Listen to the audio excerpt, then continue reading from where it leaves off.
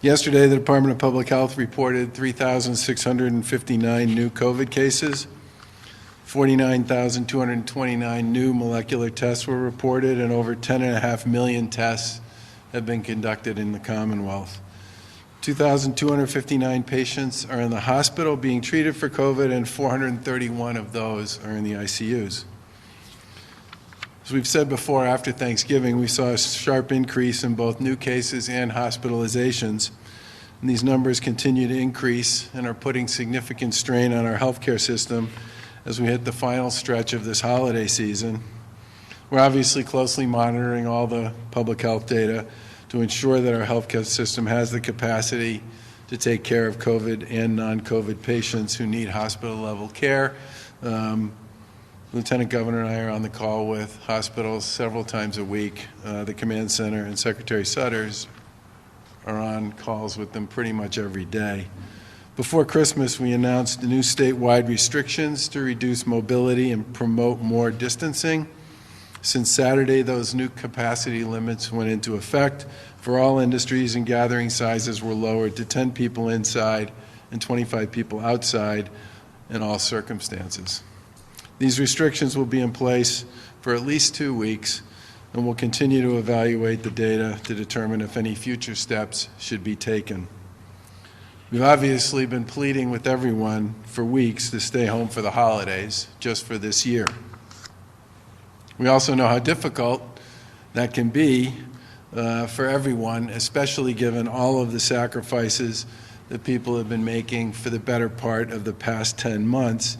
So to everyone who did stay home, I just want to say thank you on behalf of the administration and many of the folks who work in our healthcare community, who continue to be among the most challenged during this difficult period of time. From the Friday before Christmas to the Sunday after Christmas, I think we all know that Massport reported that the number of passengers at Logan Airport was actually down by about 70% compared to the same period in 2019. But I think we all also know that that was among the busiest travel periods anybody's seen around the country for air travel since the pandemic began last March. And as we approach New Year's to close out 2020, finally, we're again urging everyone, if they can, to stay home. Please don't host big New Year's gatherings at your own home, and do try to spend the time with people you live with. And if you do anything, try to do it outside and make it brief, and follow the guidelines, wear a mask, be smart, and recognize and understand that in many respects, the fastest spread in this particular situation is going to be ones that involve informal circumstances and situations where people do let their guard down, don't wear a mask, and just assume that because they're with their friends or their neighbors, they can't catch it. That's exactly the kind of thing that creates significant spread and has been an enormous challenge for all of us for the past few months. And obviously, with vaccines just getting here and a slightly different outlook for the next year in front of us, it's particularly important that everybody not let their guard down and stay vigilant and stay engaged and basically follow through with respect to all of the rules and the guidance that's been issued over the course of the past 10 months or so. Now, on Monday, we talked about the fact that we started administering vaccines here in the Commonwealth to long-term care facilities.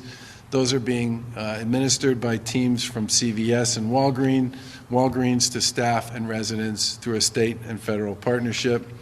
Clinics are set up first at nursing homes and then with rest homes and then assisted living facilities on a rolling basis, and the goal is to vaccinate all consenting residents and staff in a single day. The Soldiers' Homes in Chelsea and Holyoke began their vaccination programs yesterday, and I think as of this morning, everybody who wanted to be vaccinated to get that first dose got their first dose at both Chelsea and Holyoke. Some of our most vulnerable residents who have served our country have now been vaccinated and received their first dose.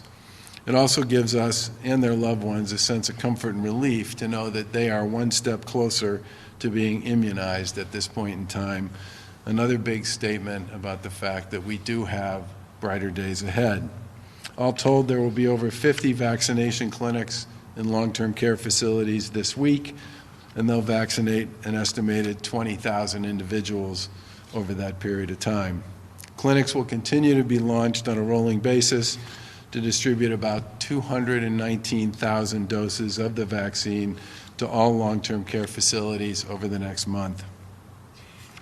We're obviously incredibly grateful to the healthcare workers on the front lines of this effort and to the folks at CVS and Walgreens for their work on the ground to administer and manage this program.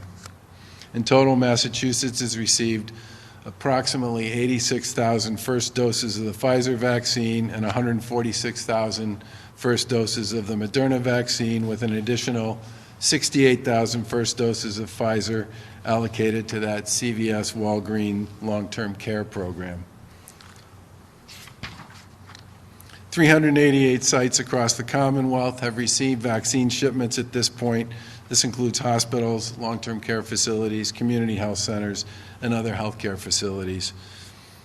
As of the end of the day, Tuesday, just over 75,000 doses have been reported into the Commonwealth's immunization database. There's a little bit of a lag in there, so that number will always lag a little bit, the reporting. And the best thing to keep in mind is that once a week on Thursdays, on Thursday, we'll be reporting sort of a week's worth of information on that, and those will be the most up-to-date numbers that we have available. Obviously, these numbers will continue to climb as more vaccinations take place at the long-term care facilities and across our healthcare system. Phase one of that distribution plan at this point is well underway, and starting next week, we'll have more information to share about the next group in phase one, which are the first responders, and Secretary Sutters will talk a little bit about that. We've also placed our first order for the second dose of vaccine. Those will be distributed to hospitals that received the very first shipments of the vaccine in mid-December. I do believe we've been allocated some for that, which Mary Lou can speak to. And as she's discussed previously, we're posting a weekly vaccine dashboard with information about shipments received, doses administered, and a bunch of other things. We'll continue to do our best to keep the public updated as we work with our partners to distribute vaccine to the frontline healthcare working community, as well as to our most vulnerable residents. And the progress, obviously, in this respect shows that while it is lumpy and bumpy, which we said it would be, it's moving forward, and it speaks well to what's ahead with respect to 2021. Once again, I just want to close by saying that I know what tomorrow night is. It's New Year's Eve. And I know that the start of the new year for all of us is a chance to breathe a deep sigh of relief. But I would just ask everybody to continue to stay vigilant, to keep your guard up, and to recognize and understand that the virus is very much still with us and will be with us for the next few months. And it's critically important for everybody to continue to be cautious and careful, and especially cautious and careful when dealing with folks who aren't part of your immediate household, because that is, in fact, when a big part of our challenge with respect to the current spread of the virus takes place. And with that, I will turn it over to Secretary Sutters.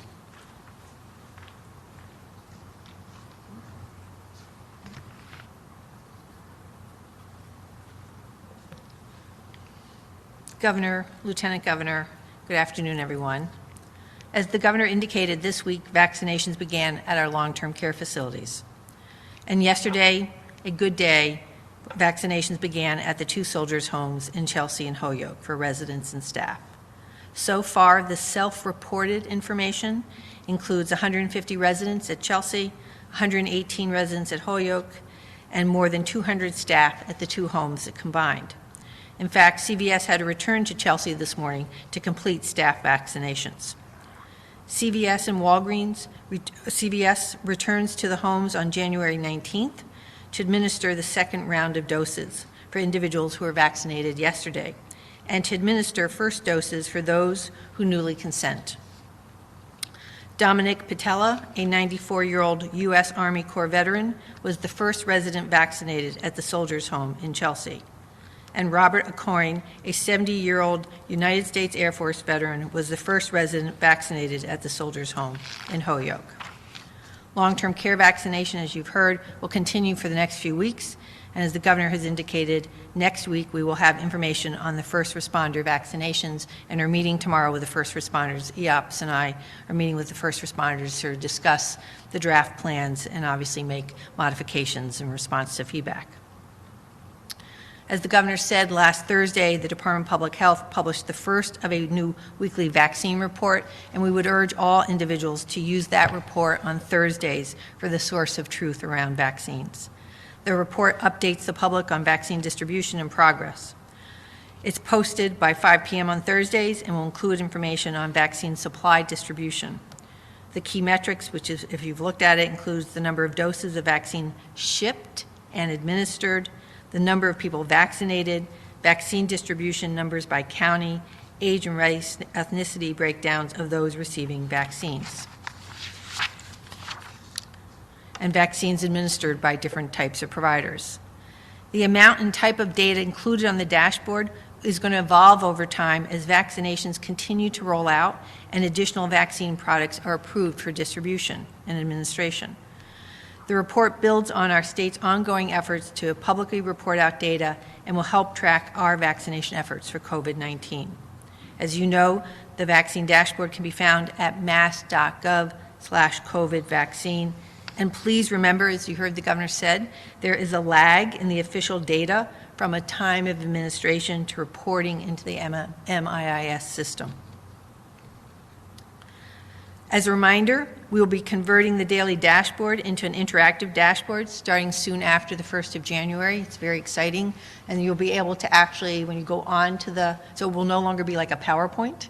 So when you go on to the dashboard, you actually will be able to change the time period, look at a week, go back and further, so you can use the data. All the source data is on it, and that will be live on January 4th. And also, the COVID-19 dashboard report will not be published on New Year's Day, which is Friday, January 1st, and reports will be published on January 2nd, will include the 2 days of COVID data. Finally, I want to talk a little bit about sites of care. As we prepare and have been preparing for this second surge, and as we see the impact on hospitals throughout Massachusetts are experiencing limited bed capacity. They're feeling the strain to care for all of the individuals who are coming to the hospital through emergency departments. It includes patients who have both COVID-19 and others who do not. In just over a month, hospitalizations due to COVID-19 have grown from 986 on 11/26 on November 26th to just over 2,250 on the 28th of December, which is a 129% increase in hospitalizations. During the same period, we've seen 106% growth in ICUs. Throughout January, the time when we anticipate the most severe constraints on staffing and capacity, we continue to work with hospitals to ensure that any individual who arrives at any hospital throughout the state gets the appropriate care that they need. This may include patients being transferred to other hospitals that may have the available bed and staffing capacity to appropriately meet the individual's need, including our field hospitals. So if you go to an emergency department and your healthcare provider determines you need to be hospitalized, one of 3 options may occur. 1, you will be cared for at the hospital for the duration of your acute inpatient stay. 2nd, you might be stabilized and triaged at that hospital initially, and then transferred to another acute care hospital, and including our specialized, fully staffed COVID field hospitals in either Lowell or Worcester to continue to receive your inpatient care. Or if not a COVID-related illness, you may be transferred to another hospital in the same region. As you know, last spring, we used alternative care sites or field hospitals to support our hospitals to care for the large number of COVID-19 patients. Recently, we've brought 2 field hospitals back online, one in Worcester and one that opens in Lowell next week on the 4th. These sites, these field hospitals, provide state-of-the-art hospital-level care that's been an example of best practice across the country. Patients at field hospitals receive care by a team of doctors and nurses expert in COVID-19 care, and the same care as you would receive at any of our great hospitals in the Commonwealth. Taking this approach means everyone gets prioritized to receive the safe and high-quality treatment and care that they deserve. Please discuss with your healthcare providers where you can receive the best care possible and support them as they work tirelessly to deliver the care to all patients across the Commonwealth. And if I do not see you before the holiday, I'm sure all of us will say good riddance to 2020. Please be safe, practice bubble fidelity, celebrate small, and see you in 2021. Governor? Questions? Governor, President-elect Biden has said the Trump administration, its plans to distribute the vaccines have fallen behind by now. There should have been 20 million, there's only been a few million. How has Massachusetts been impacted by this? How behind is Massachusetts? And do you think the current administration has dropped the ball on this rollout? Well, first of all, this is the largest rollout of a vaccination program in U.S. history, and it can't happen fast enough. That said, we were expecting to get about 300,000 doses by the end of the calendar year, and we're going to get about 300,000 doses by the end of the calendar year.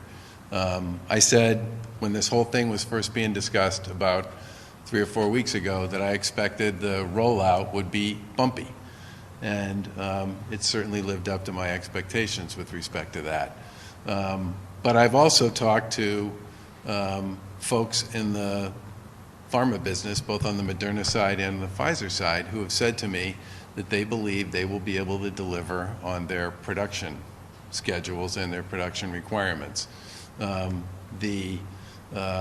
I would then expect that at some point, we're going to get to the point in the next few weeks, maybe a month, I'm not sure how long it will take, where that flywheel will really start to spin.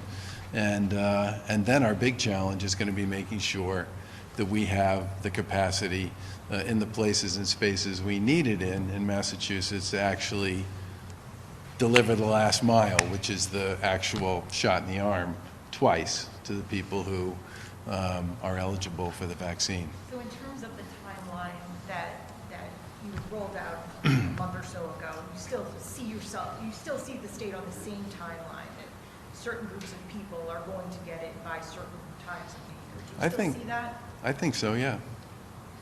Governor, is there any talk or discussion in the future of doing some sort of mass distribution of the vaccine?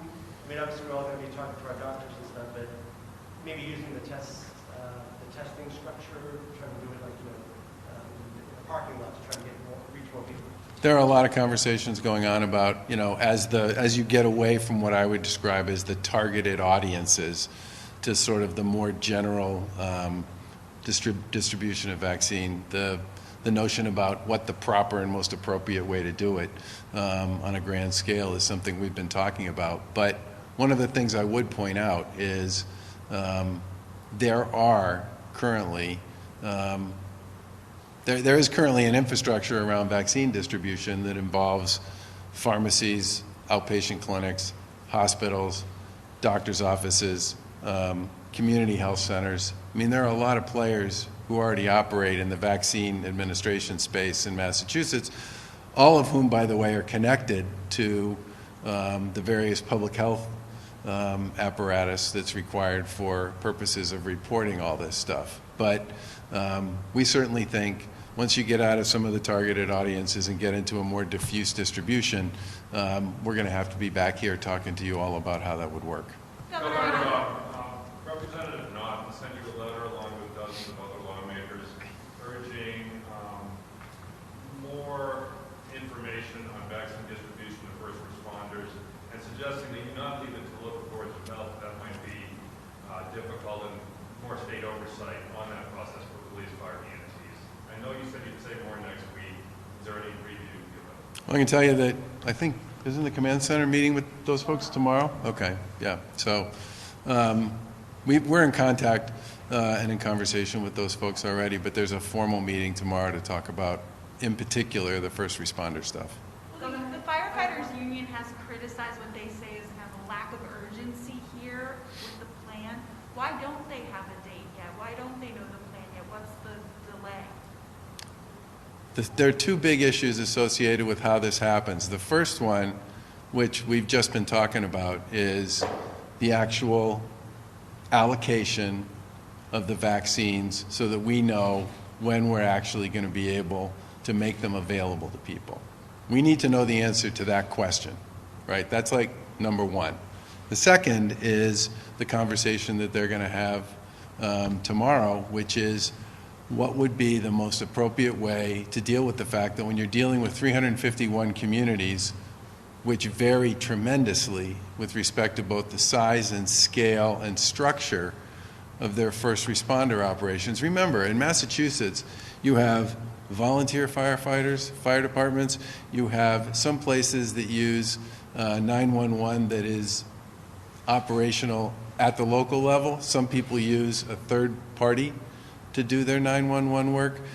Some folks have shared departments. I mean, there's a lot of issues there that need to get processed to make sure that this is a great example of where a one-size-fits-all is not the right answer, and we need to make sure that we do something that we believe can work administratively and from a reporting point of view, but will also work for the fact that we have a lot of different ways of organizing and structuring how first responders operate and are administered, their programs are administered in Massachusetts.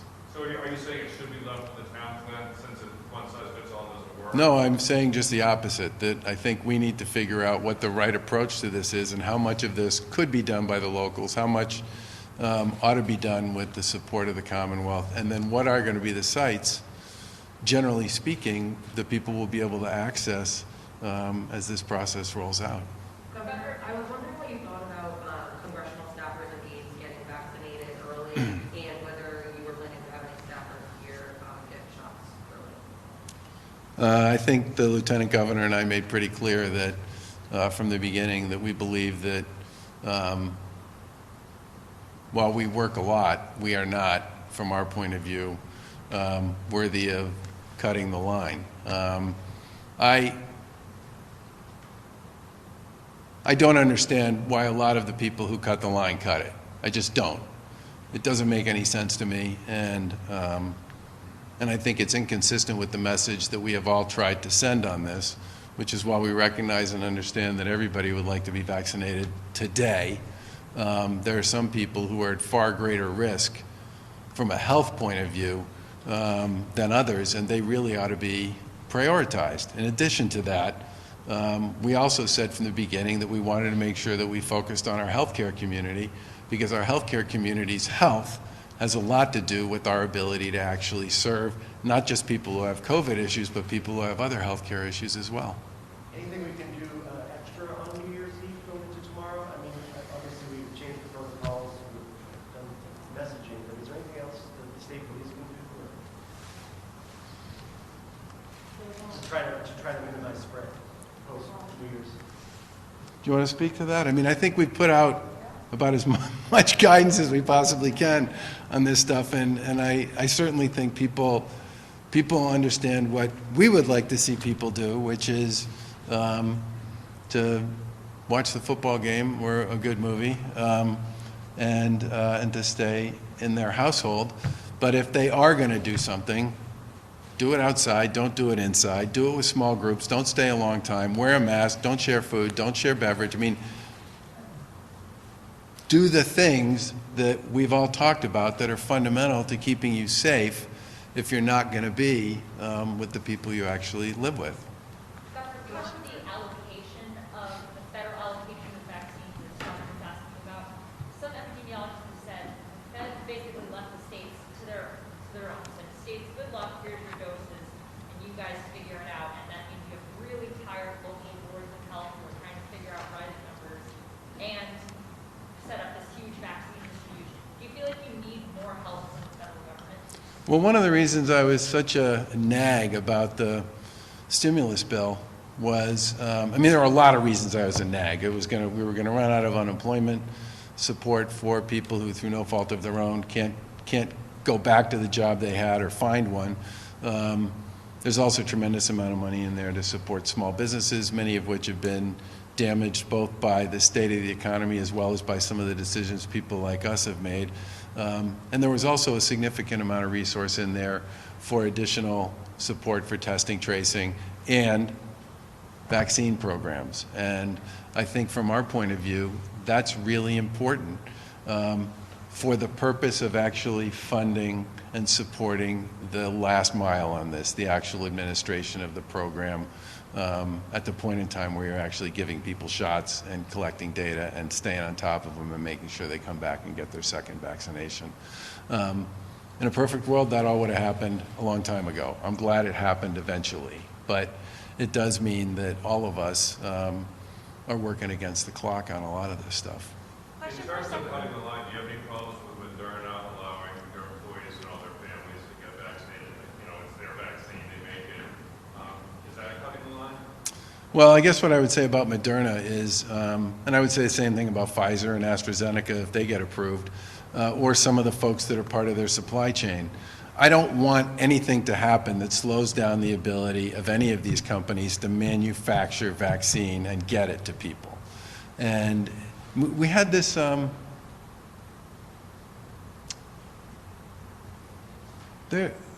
we had a company in Massachusetts, I don't remember which one it was, that was making, that had a role to play in manufacturing ventilators back in the spring. And they had a whole bunch of staff who were out because they had COVID, or they'd been in close contact with somebody who had COVID. And they called us up and they said, you know, we're an important part of the supply chain to make ventilators at a point in time when we had, I mean, like 5 ventilators at that point in time was like a gift from above. No one has a ventilator shortage at this point that I know of in the US, but at that point in time, we were manic about our ability to access ventilators. And they called us up and they said, you know, could you guys help us with gear, PPE and gloves and all that kind of stuff? And we said, yeah. I mean, your ability to make ventilators is going to save people's lives. So my view would be, you know, if you're part of the team that's actually making vaccines or providing the materials that are critical to making vaccines, I think we should all want those people to be as healthy as possible so that they can make vaccines, deliver on their production schedules, and make sure we are in a position to inoculate as many people as quickly as we can. Question for Secretary Sutters about nursing home distribution. Wondering if you're getting reports of some of the staff being hesitant. I guess one of the heads of the Benjamin Center Yeah. that first said some of the homes he's heard only like 20, 30, 40% of the staff was willing to get the vaccine. What reports have you been given, and what is the state doing to try and convince these people to get the shot? Of course, you know, we want everyone to feel comfortable being fully vaccinated. And as I was talking about Chelsea and Holyoke Soldiers' Homes, the good news is CVS or Walgreens, I can't remember who did, but I think it was CVS did the Benjamin Healthcare. They'll be coming back. And so it provides that opportunity from, you know, 3-week opportunity for staff to see who perhaps were reluctant to take the first dose the first time, to see what the response has been from both residents and other staff who were vaccinated. And hopefully, you know, staff-to-staff conversations we have heard are the most effective. So what they will be offered, right, when CVS comes back, the opportunity to be vaccinated that time. So we have heard in some places that some staff decline the first time because they want to wait to see what the response is by either residents or staff. And so they will have another opportunity to be vaccinated. And again, that will not also be their last time to have an opportunity to be vaccinated as we roll out in the general population.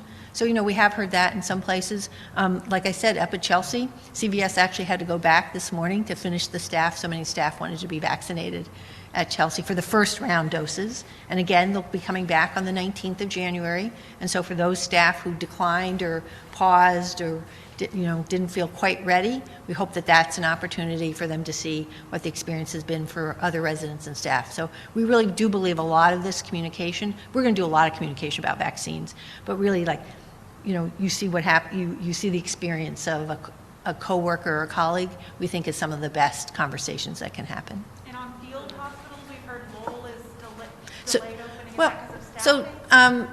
Lowell has sufficient staff to open the first unit of 14 on the 4th of January.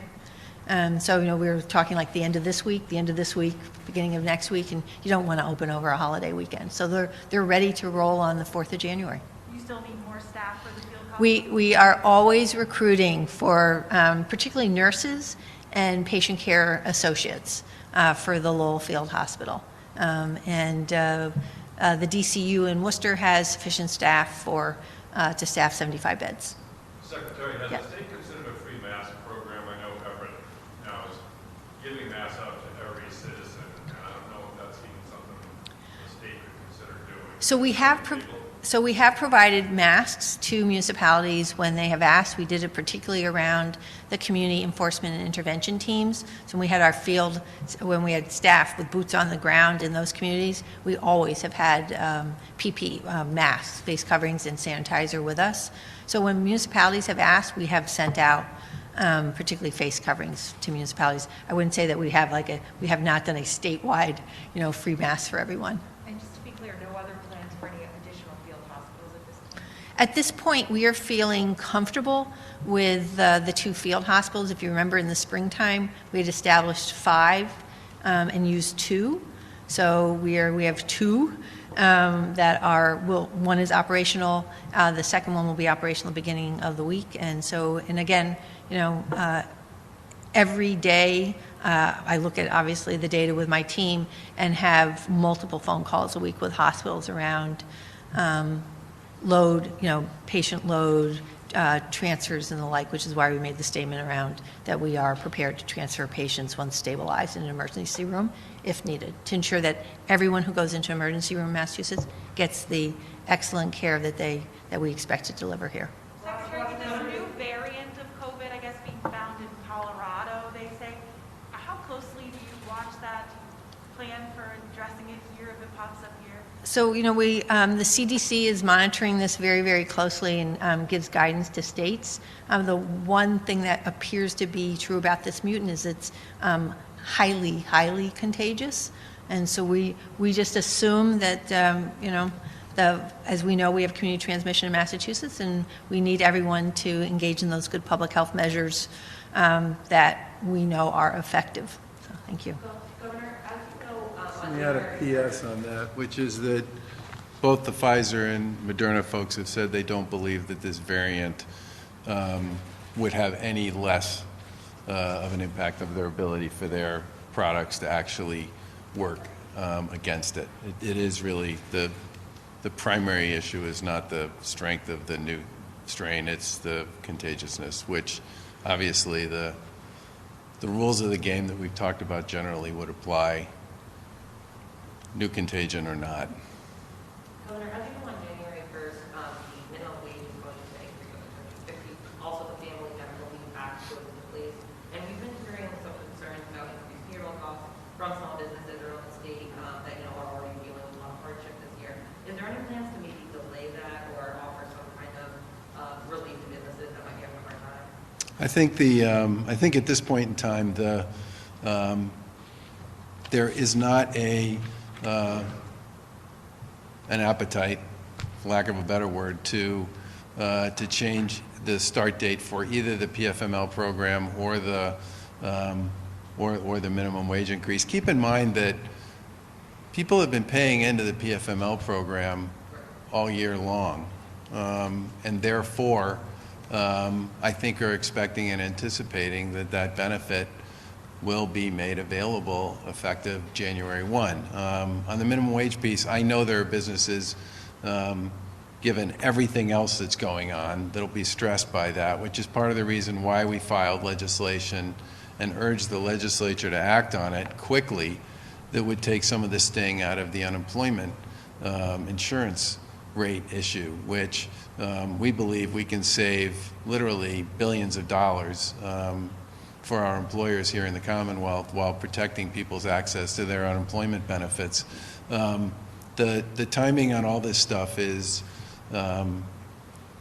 is difficult because it comes in the same cycle as the incredible pain that's been inflicted on small businesses generally. We'll have more to say, by the way, about our small business relief program tomorrow. We said we'd be back to you guys this week about it, and we'll have more to say about that tomorrow. But that program's pretty much full speed ahead, and our goal is to try to get that $668 million out the door and into the hands of small businesses as quickly as possible. If we don't see it tomorrow, would you want to just reflect on 2020, what a difficult year it has been? Has it been one of the toughest in the state's history? Well, I pounded the podium when I mentioned the fact that the year was going to be over. It's hard for me to reflect on the state's history because, we've had plenty of really awful things happen. I hate to say it that way, but it's true over the course of the history of the Commonwealth. What I can say is that 2020, at least in my lifetime, is like no other year I can remember. And I've said this before, so I apologize if I'm repeating myself, but if you wanted to put together a virus that was as destructive physically, emotionally, and spiritually as it could possibly be, it would look like COVID-19. It would be asymptomatic for a lot of people so that they could spread it to others without knowing they were doing it, and at the same time convince a whole bunch of people that it's really not that bad. And at the same time, it would be an absolute murderous infection for many other people who were on the other end of this spectrum. So you wouldn't have this thing where, it's like the flu or the chicken pox or the measles or whatever it is, where generally speaking, if you get it, you're going to play somewhere inside a particular frame of reference. This thing is like this with respect to the way it deals with people. You literally have almost no idea, if you get it, what it's going to mean for you because its impact is so unpredictable. In addition to that, you'd want it to be something that was so contagious that you couldn't touch anyone anymore throughout the course of the pandemic. So you can't hug anybody in the midst of a period of time when you're about as anxious as you've ever been in your life. You can't even shake somebody's hand. It would completely screw up people's ability to say goodbye to loved ones, which this thing has done over and over and over again over the course of the past 10 months. It would be something that would make it really hard for somebody to actually have what we would consider a normal wedding or even a normal birthday party. From my point of view, 350,000 people confirmed who've had it in Massachusetts, probably a number that's significantly above that. She and I debate that all the time. Almost 12,000 people have passed away. The impact on sort of all those businesses that literally are touch businesses, the cafe on the main street, or the small restaurant, or the diner, or the clothing shop, or the small retailer, people whose relationships, dry cleaners, people whose relationships are completely built on day after day, month after month, year after year of face-to-face human contact with their customer base, just absolutely by this thing over the course of the past 10 or 11 months. And of course, it would also come in more than one wave, just so you would get used to the fact that maybe you were over it and then it would come rip-roaring back again, which is what it's done over the course of the fall. So, when I think about this, what I really think about more often than not is just how insidious and destructive COVID has been in so many ways, both to people's physical health, but to their state of mind and to so many of the things that are important in a period of high anxiety and stress. So,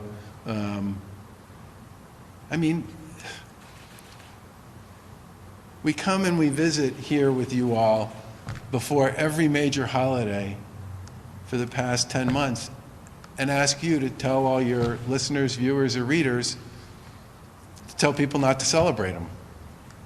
Don't celebrate the birthday. Don't celebrate the anniversary. Don't celebrate Christmas. Don't celebrate Hanukkah. Don't celebrate New Year's. Don't celebrate Halloween. Don't celebrate, don't celebrate. I mean, this is not what I thought I would be spending my time in. I know it's not what you thought you were going to be spending, or you thought we would be spending our time doing. And it shoved so many other things to the side. Every once in a while, when I really want to get depressed, I go back and I read my State of the State from January of 2020. Jonathan, I can't speak to sort of whether this is the worst year on record, but based on the way I believe this virus has upended and disrupted a lot of what most people consider to be most precious here in Massachusetts and in many other places around the world, it's got to be one of the worst, certainly one of the worst ever. Governor, specifically, a lot of people are talking about it as we get into tomorrow. What is your biggest good riddance, besides maybe our questions, but going into next year? Is there something specifically, and you were talking about even things you wanted to tackle in your administration that you haven't been able to do? Is that something, is there a specific good riddance for this year? Well, my biggest good riddance would be COVID, but it's obviously going to be with us for a while into 2021. I think the thing that I hope comes out of it is that some of what I would describe as people constantly say, don't focus on the dark side, focus on the positives. And I try to do that. With this thing, it's not easy, but I certainly think a lot of people have discovered that they can work in ways they never thought they could work and still be productive. And for many of them, it's translated into a lot more face time with their families than I think they ever thought they could find. And for many people, that found time has been incredibly valuable. And I'm sure a lot of them don't want to lose that whenever it is we get back to something that looks more like whatever the after normal is. I think many people would say that they've discovered I can't tell you how many people have told me in the last year that they'd never been to a state park, right? They'd never been to a local park. They'd never been to the walking trails in their communities. People have discovered all sorts of recreational opportunities in their communities that they didn't know about or had never bothered to pursue that have now become part of their regular routine. There are definitely positives in this, right? That I hope we don't lose when we get past it. But to me, the biggest good riddance is just the incredible beatdown that this thing has put on so many people in so many ways who, basically through no fault of their own ended up in a terrible place. You've talked a little bit about your dad and how it's been, a struggle this year not being able to really hug him or really visit. He's in a long-term facility. Has he received the vaccine, and how much are you looking forward to the next year? My dad has not received the vaccine. He'll be part of that crew as they roll it out. He's a very disciplined guy, and he's been very disciplined all the way through 2020. And I think that's another great example of where, COVID got this exactly right if you really wanted to screw with people, which was if there's an outbreak in a long-term care facility, what do you as a family member want to do? Go there so that you can see your family member and make sure they're doing okay. The response has to be no visitation till we clean up and clear out the cluster for all the right reasons. But that's the sort of thing that I know for many people who have family members who are in assisted living, rest homes, long-term care, senior housing, whatever it might be, has been an incredible, sort of Damocles. It just hangs out there. What's going to happen with respect to my mom, my dad, my brother, my sister, my grandmother, my grandfather, during this period before they actually get the vaccine? But I think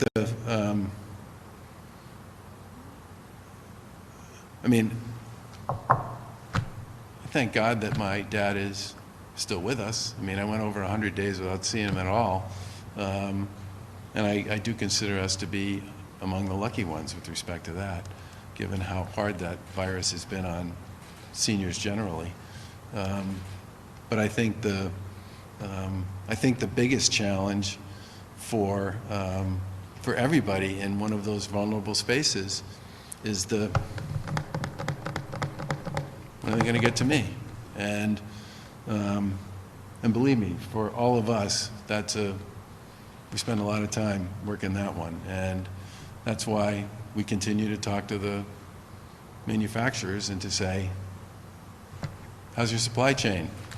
Is it healthy? Are the people in it able to work? Sure, vaccinate them. We want them to be able to deliver as much vaccine as quickly as possible. Thanks, everyone. Thanks, guys. Thank you. Happy New Year.